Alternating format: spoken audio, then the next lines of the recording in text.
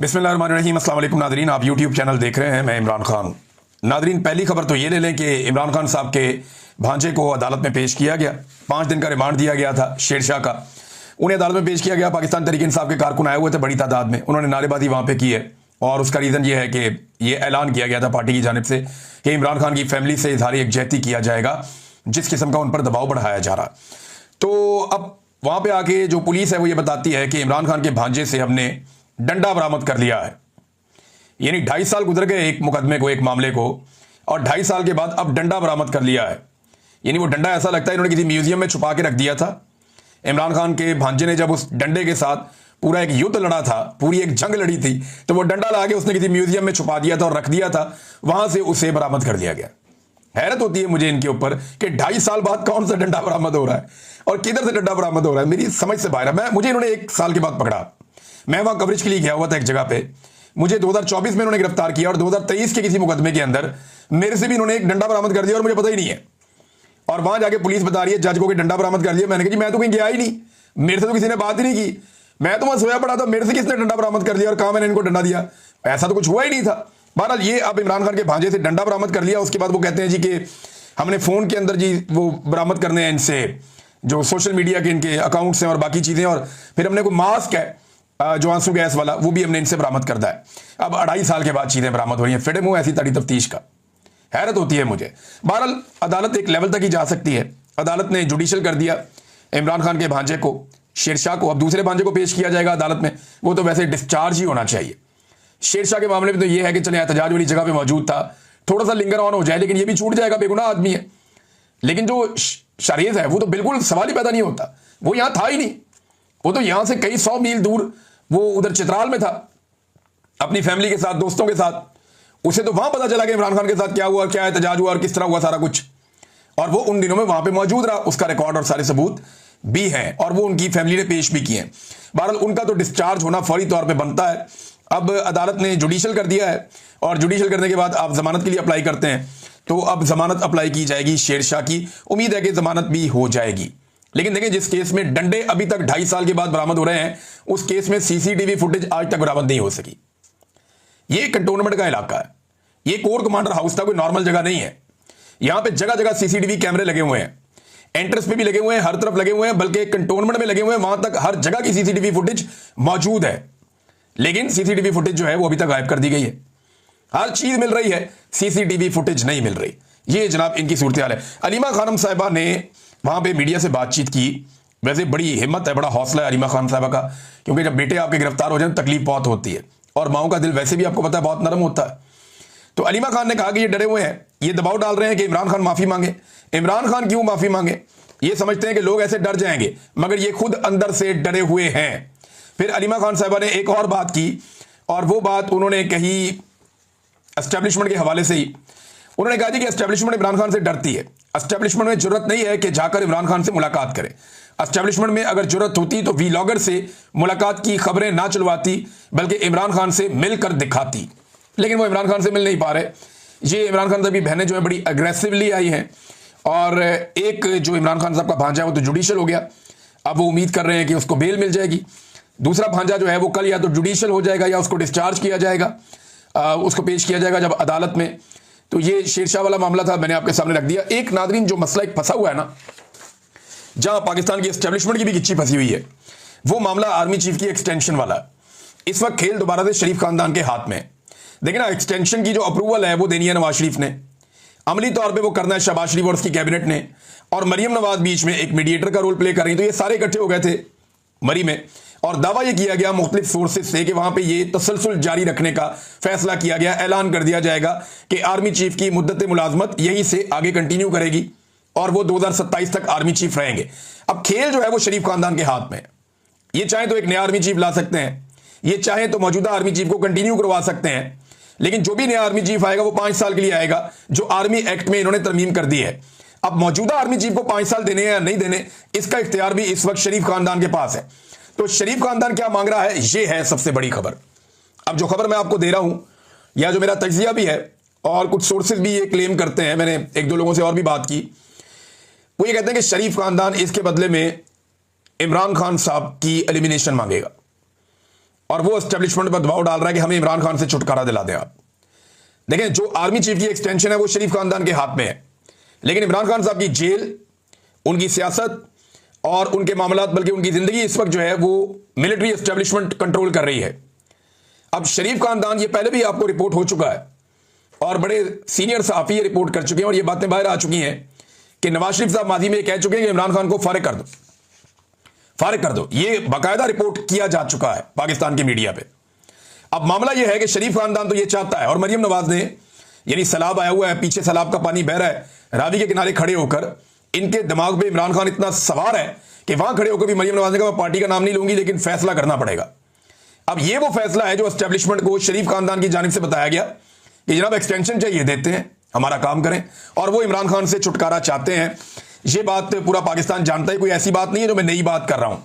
शरीफ खानदान का बस चले तो इमरान खान साहब सुबह का सूरज ना देखे, लेकिन उनका बस नहीं चलता और एस्टेब्लिशमेंट का भी बस नहीं चलता, क्योंकि पाकिस्तान की अवाम इमरान खान के साथ खड़ी है।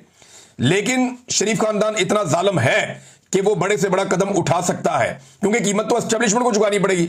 ये शरीफ खानदान जानता है, लेकिन हकीकत मैंने आपके सामने रखी है कि ये जो सौदेबाजी है ये इस जगह पे पहुंची है कि हम एक्सटेंशन देते हैं और तुम इमरान खान से हमें छुटकारा दो। ये अभी मामला यहां पे है, आगे क्या होता है इसके बारे में हम फिर बाद में बात करेंगे, लेकिन एक्सटेंशन इतनी प्यारी चीज है कि उसके लिए कोई कुछ भी कर सकता है। बहरहाल ये नफरत जो है मरियम नवाज साहिबा ने सैलाब के पानी के सामने खड़े होकर फैलाई है। सैलाब की सूरत हाल क्या है, ये पहले आपने एक स्टेटमेंट, आपको याद होगा, बड़ा कमाल स्टेटमेंट था बिलावल का, जब बारिश आती है तो पानी आता है, याद है आपको।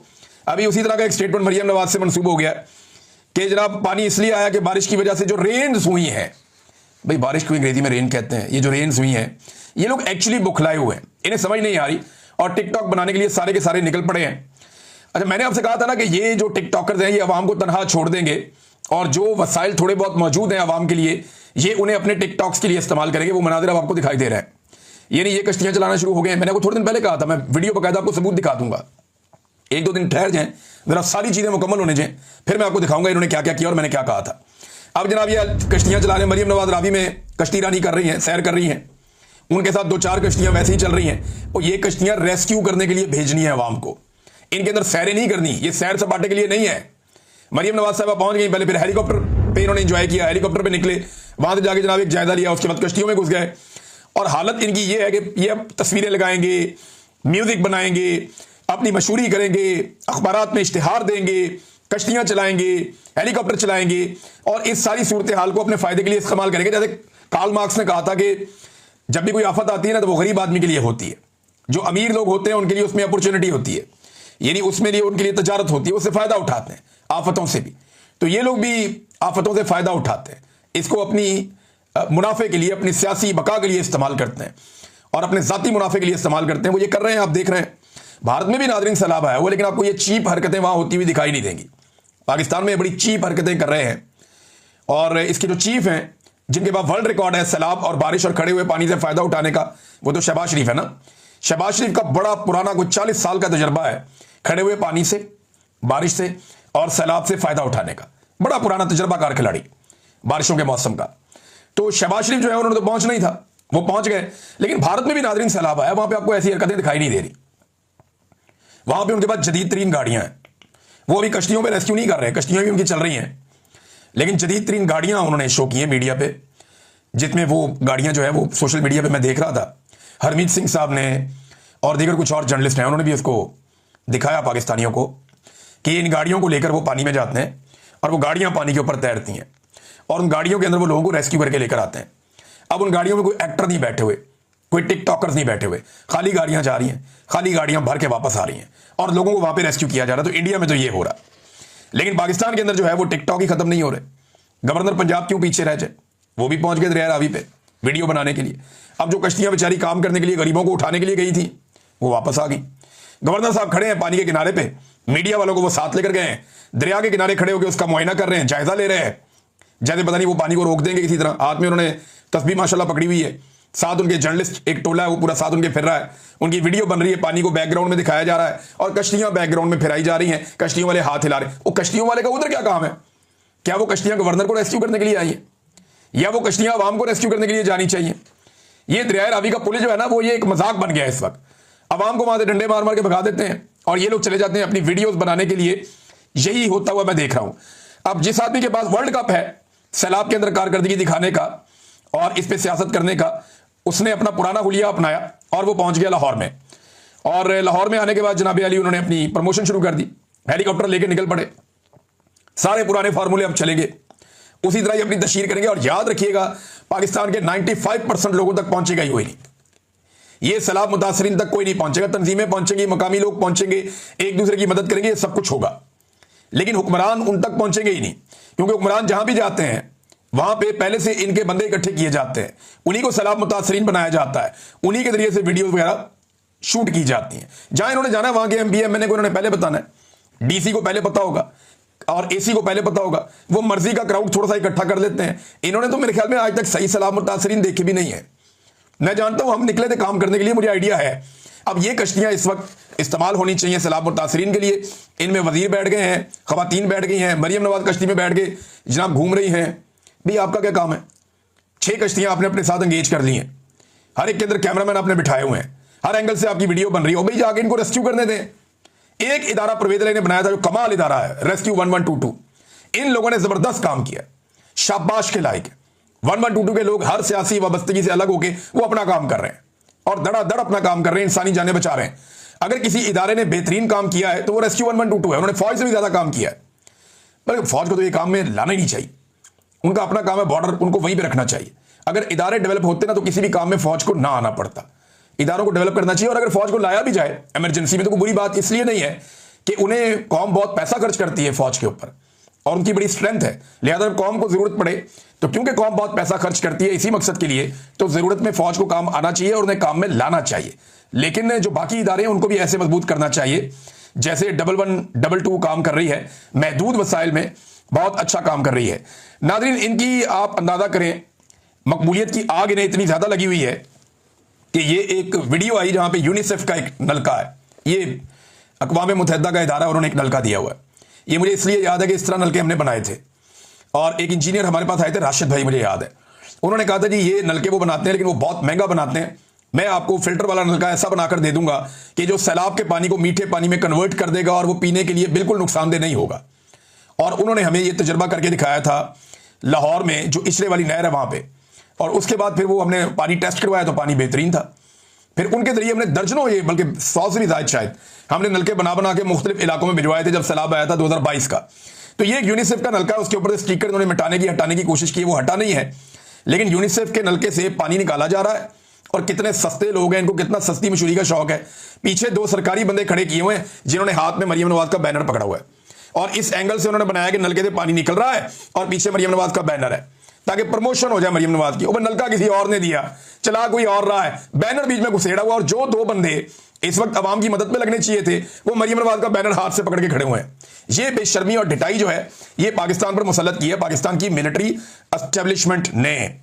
अब सारे के सारे हेलीकॉप्टर कश्तियां हुक्मरानों के इस्तेमाल में है तो अवाम को रेस्क्यू किसने करना है, ये बड़ा सवाल है। महकमे उनकी मदद करने की बजाय हुक्मरानों को टिकटॉक्स भिजवाने में मसरूफ हैं। लोग नाज़रीन अपनी मदद आप कर रहे हैं, यानी कोई लोगों की मदद ऐसा कोई नहीं हो रही। सिंध की हुकूमत को आप देखेंगे जिस वक्त सैलाब आ रहा है और सिंध की तरफ बढ़ रहा है, बल्कि कुछ पानी इजाफी जो है वो सिंध में दाखिल हो गया है और सिंध में सैलाबी सूरत बनेगी, ये बहुत सारे लोग कह रहे हैं। दरियाए झेलम के अंदर भी पानी की कैपेसिटी बड़ी है क्योंकि इंडिया ने वहां भी कश्मीर से पानी छोड़ा है। उसके अलावा जो दरियाए चनाब है उसकी सूरत अब 3-4 दिन से रिपोर्ट कर रहे हैं। फिर सतलुज और रावी, ये पानी जाना तो दरियाए सिंध में है, तो वहां पे जब फ्लो बढ़ेगा तो सिंध की तरफ सैलाब आएगा। अब वहां की हुकूमत की इस वक्त की तवज्जो क्या है जनाब, कि वो अपनी तनख्वाहों में इजाफे की फिक्र है उन्हें। इस वक्त जो सिंध की हुकूमत है वो अपनी तनख्वाहों में इजाफा कर रही है, ये उनकी सूरत हाल है। यानी इस वक्त उनकी तवज्जो होनी चाहिए थी इस बात के ऊपर कि कुछ भी हो जाए, कुछ भी करके अवाम का सोचें, लेकिन नहीं, अपनी तनख्वाहों का सोच रहे हैं और तनख्वाहों में काफ़ी ठीक ठाक इजाफा जो उन्होंने फैसला किया वो कर दिया। यानी इस वक्त जो इजाफा किया गया है 3 लाख के इजाफे का फैसला किया गया है। 4,50,000 से ज्यादा तनख्वाह कर दी जाएगी एक MPA की, जो पहले कम थी। यानी अब ये जो इजाफा है वो 3 लाख का इजाफा है, यानी 1.5 लाख से तनख्वाह बढ़ाकर ये ज्यादा कर दी जाएगी, लगभग 4.5 लाख कर दी जाएगी। जबकि जो ट्रैवल करने के लिए जो वाउचर्स इनको दिए जाते हैं वो 2 से बढ़ाकर 4 लाख रुपए तक भी कर दिए जाएंगे। ये नाजरीन सिंध की गवर्नमेंट की तवज्जो इस तरफ है। और गवर्नर पंजाब भी मैंने आपको बताया वो भी पहुंच गए दरिया के ऊपर। इसी तरह अपने नंबर पूरे करने के लिए। नाज़रीन, जो निजी हाउसिंग सोसाइटियों की एक पॉलिसी थी पाकिस्तान में, जिससे ब्यूरोक्रेसी ने बहुत पैसा बनाया, सियासतदानों ने बहुत पैसा बनाया, एस्टेब्लिशमेंट ने बहुत पैसा बनाया, प्राइवेट जो इन्वेस्टर्स हैं, जो सरमायाकार हैं, जो माफियाज हैं, लैंड माफियाज, उन्होंने बहुत पैसा बनाया और उसके जरिए से पाकिस्तान का नक्शा बिगाड़ के रख दिया। दरियाओं के रस्तों के अंदर जो है वो सोसाइटियां काट दी, वहां पे अपनी मर्जी के बंद बना दिए। ये सारा गंद जिन लोगों ने डाला पाकिस्तान में, ये बहुत बुरी तरह एक्सपोज हुआ है। इस सैलाब ने हमें बता दिया कि निजी हाउसिंग सोसाइटियां जितनी भी हैं ये महफूज नहीं है, इनके अंदर पानी दाखिल हो गया है। कई गैर कानूनी जमीनों पर बनाई हुई बाअसर शख्सियात की रिहायशी कॉलोनियां इस वक्त डूब रही हैं। और वजह क्या है? वजह यही है कि पैसे और ताकत के इस्तेमाल से इन लोगों ने लोगों की जमीनों पर कब्जा किया, दरियाओं की जमीनों के ऊपर कब्जा किया और उन जगहों के ऊपर सोसाइटियां काट दी जहां पे इजाजत मिलनी नहीं थी।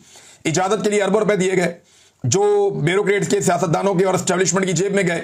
और डीएचए से लेकर यहां तक आप आ जाएं तो एक लंबी कहानी है रियल एस्टेट माफिया की, जिसने पाकिस्तान का पूरा जो मैप है उसको बिगाड़ के रख दिया है। पूरी दुनिया में ऐसे परमिशन नहीं मिलती जैसे पाकिस्तान में मिल जाती हैं। नाज़रीन, जो ब्रीफिंग हो रही थी हुकूमत की, उसमें एहसन इकबाल साहब ने बैठ के भारत की बेहतरीन हिकमत अमली की तारीफें की हैं। बताया कि जिन्होंने बड़े अच्छे बंद बनाए हैं, बड़े अच्छे स्पर बनाए हैं, बहुत अच्छे तरीके से उन्होंने अपने दरियाओं को मैनेज किया है, तो पाकिस्तान को यह करना चाहिए। और ये बात जिनके सामने बैठकर एहसन इकबाल साहब कह रहे हैं, वो खानदान पिछले 45 साल से इक्तदार में है, यानी ये 5वां उनका वजीर आजम का टन्योर है और 6 टन्योर उनका खानदान वजीर आला का ले चुका है। अंदाजा करें आप। इसके बावजूद आज बैठ के ये लोग कह रहे हैं, यानी इंडिया में किसी ने इतनी लंबी हुकूमत नहीं की जितनी लंबी हुकूमत शरीफ खानदान ने पाकिस्तान में की है। लेकिन इंडिया के अंदर उन्होंने क्या किया? उन्होंने बंद बनाए, उन्होंने बेहतरीन प्लानिंग की, अपने किसानों को भी बचाया, अपने पानी को भी स्टोर किया। पाकिस्तान ने कख नहीं किया। वो क्यों नहीं किया? कि ये माफिया यहां पे बैठा हुआ है सारा, ये माफिया ताजिर है, इन्होंने पैसा कमाना होता है, इन्होंने माल बनाना होता है। जितनी इंपोर्ट एक्सपोर्ट होती है उसके ऊपर माल बनाते हैं, जितने बैरूनी प्रोजेक्ट आते हैं उनके ऊपर माल बनाते हैं, जितने आईपीपीज लगते हैं उन पर माल बनाते हैं। इसलिए वाटर रिजर्व इन्होंने बनाए नहीं, डैम्स बनाए नहीं जिससे बिजली पैदा हो सकती है। लिहाजा एहसन इकबाल साहब ये बात अगर करते ना किसी ऐसे बंदे के सामने जो पहली मरतबा हुकूमत में आया हुआ होता, तो बात मानने वाली भी होती कि चलो यार नया बंदा है, कोई बात नहीं।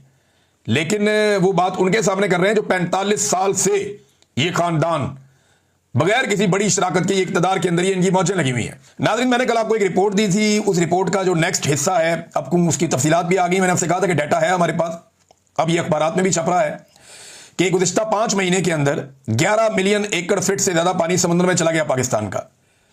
गुज़िश्ता 5 महीने में। अभी ये जो पानी जाएगा ये उससे ज्यादा मिकदार में है, बहुत बड़ी मिकदार में पानी पाकिस्तान का समुद्र में चला गया गुज़िश्ता 5 महीनों में। 11 मिलियन एकड़ फीट पानी, और इसकी मालियत पता कितनी है? 11 अरब डॉलर से जायद इसकी मालियत लगाई जा रही है। 11 अरब डॉलर से जायद। पाकिस्तान ने आईएमएफ से जो पैसा मांगा ना वो 7 अरब डॉलर है और वो 3.25 साल में मिलना है। तो 7 अरब डॉलर के लिए हम मरे जा रहे हैं और 11 अरब डॉलर से ज्यादा का पानी 5 महीने में हमने समुद्र में फेंक दिया। अगर हम इस पानी को स्टोर करते, इस पानी को अपने लिए जखीरा करते, तो पाकिस्तान इतना पैसा बनाता कि अरबों डॉलर पाकिस्तान बना सकता था। लेकिन पाकिस्तान अपने वसाइल जाया करने के अंदर मकबूल है पूरी दुनिया में। हमने अपने वसाइल बुरी तरह से तबाह बर्बाद किए हैं। नाज़रीन, शाहिद खट्टक साहब गए थे इमरान खान साहब से मिलने अडियाला जेल में, और उन्हें यकीन दहानी करवाई गई थी। जुमेरात का दिन है, फिर मुलाकातें होती हैं, उनका नाम था लिस्ट में। तो तारक फजल चौधरी साहब ने लाइव टीवी में उनको यकीन दहानी कराई कि आप बेफिक्र होकर जाएं, आप जाएं, आपकी मुलाकात करवाई जाएगी। इमरान खान साहब से आप जाकर मिलें, कानून के मुताबिक आपकी मुलाकात होगी। तो तारक फजल चौधरी साहब ने वहां पे क्लेम कर दिया, वो शाहिद खट्टक साहब सच में चले गए और वहां पे जो अब तक इतला आई उसमें उनकी मुलाकात नहीं करवाएगी। जो बड़ा अनफॉर्चुनेट है, वो बाहर खड़े होकर सबको एक्सपोज कर रहे थे, बता रहे थे कि जनाब देखें मुलाकात नहीं करवाई जा रही, और हमारे साथ वही हो रहा है जिसका खदशा था। एक और चीज नाज़रीन मैं आपको दिखाता हूं, ये जरा आप देखें, एक वार्निंग लगाई गई है दहशतगर्दी की अदालत के बाहर। ये वार्निंग लगी है, ठीक है, लेकिन इसका जो ऑर्डर है ना वो बहुत अजीब है। आप देखिए, इसमें लिखा है कैमरे की आंख आपको देख रही है, इंतबाह, वार्निंग। नीचे सबसे पहले लिखते हैं कि आपको मुतला किया जाता है कि मोबाइल फोन या रिकॉर्डिंग डिवाइस के इस्तेमाल पर पाबंदी है और पुलिस कब्जे में ले लेगी, कानूनी कार्रवाई करेगी। दूसरे नंबर पे लिखा हुआ है गैर मुतल्लिका अफराद ना आए। आखिरी नंबर पे लिखा हुआ है असला ना लेकर आए। जो असले वाली बात है वो पहले नंबर पे होनी चाहिए थी, लेकिन मेरे ख्याल में आजकल अदालतों में नाइंसाफी बहुत हो रही है, तो उन्हें असले से ज्यादा मोबाइल फोन की या रिकॉर्डिंग डिवाइस की फिक्र है। ये जो एक लिखी हुई चीज है या वार्निंग है, ये बताती है कि आज पाकिस्तान की अदालतों को इस बात का खतरा नहीं है कि कोई उन्हें दहशतगर्दी में मार देगा या कोई असला लेकर आ जाएगा। ये बात का उनको प्रॉब्लम ही नहीं है। उन्हें प्रॉब्लम इस बात का है कि वो एक्सपोज हो जाएंगे, क्योंकि कानून और इंसाफ के मुताबिक फैसले नहीं हो रहे। लिहाजा जनाब मोबाइल नहीं लाना, आपने कोई रिकॉर्डिंग डिवाइस नहीं लेकर आनी, गैर मुतल्लिका बंदा नहीं आना चाहिए, ताकि हम तसल्ली से नाइंसाफी करें और उस नाइंसाफी का कोई सबूत भी पेश ना किया जा सके, अवाम के अंदर हमें एक्सपोज ना किया जा सके। बल्कि जजेस ये चाहते हैं कि उनकी तस्वीर भी लोग ना देखें, ताकि वो जो भी करते रहें, जैसे भी करते रहें, उन्हें किसी किस्म का कभी भी रद्द अमल का सामना ना करना पड़े। लेकिन बांग्लादेश में जजों ने बहुत बर्दाश्त किया।